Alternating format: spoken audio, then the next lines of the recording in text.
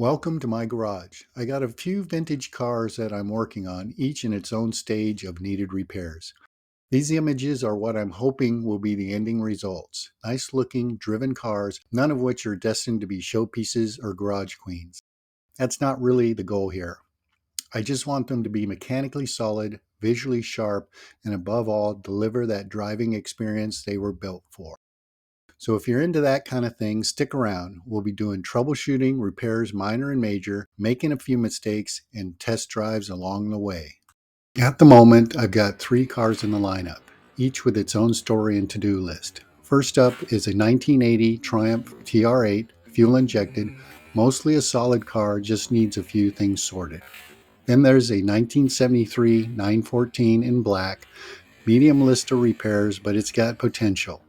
And finally, the scary one, a 1973 Porsche 914 in Olympic blue. This one's questionable. It'll be quite an experience. So let's dive in. I'll walk you through each car in real time and break down what's working, what's not, what's already been done, and where we're heading with each build.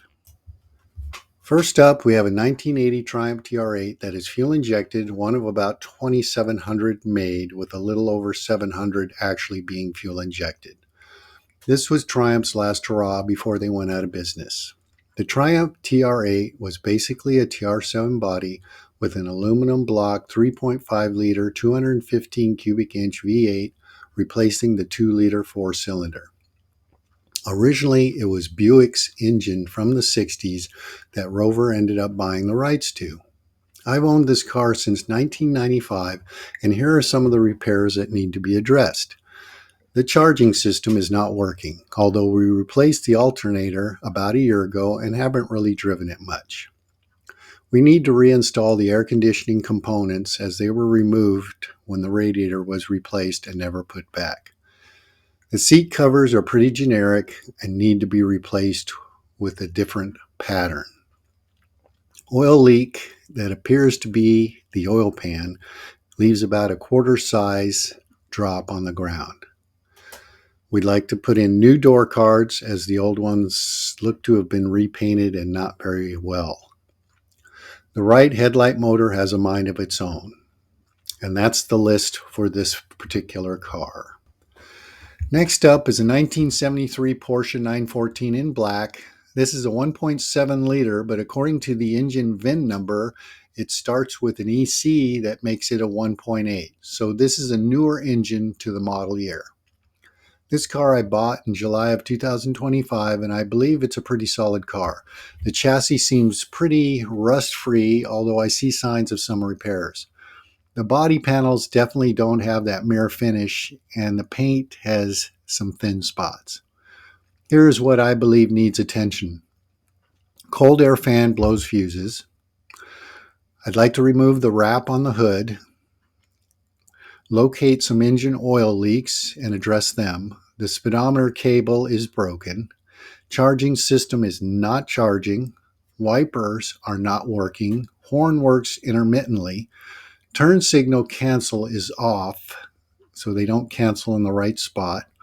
Fog lights are not working. Hazard light switch is actually missing. Trunk and license plate light not working. Headlight low and high beam switch doesn't seem to work. I want to do a compression test on the engine and eventually repaint the car. And last up is a 1973 Porsche 914 in Olympic blue that is a 1.7 liter.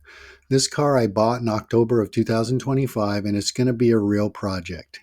The engine runs poorly and misfires badly. The transmission will only go into reverse.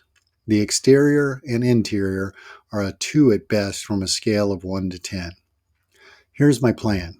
There's a good amount of visual rust, but we'll talk about that in a minute.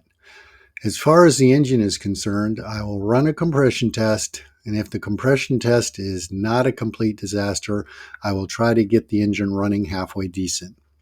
I'm hoping the transmission is just a linkage issue. We'll start there first. I figure most likely both the engine and transmission will need to be pulled. Now to the rust. Rust seems to be always worse than what can be seen. We will stay optimistic and hope for the best. If rust is minimal, we'll most likely do some performance improvements and have a little fun with the car. If there is a lot of rust, we'll most likely make it a full-blown vintage race car, something I've always wanted to do. And there you have it. Thanks for watching.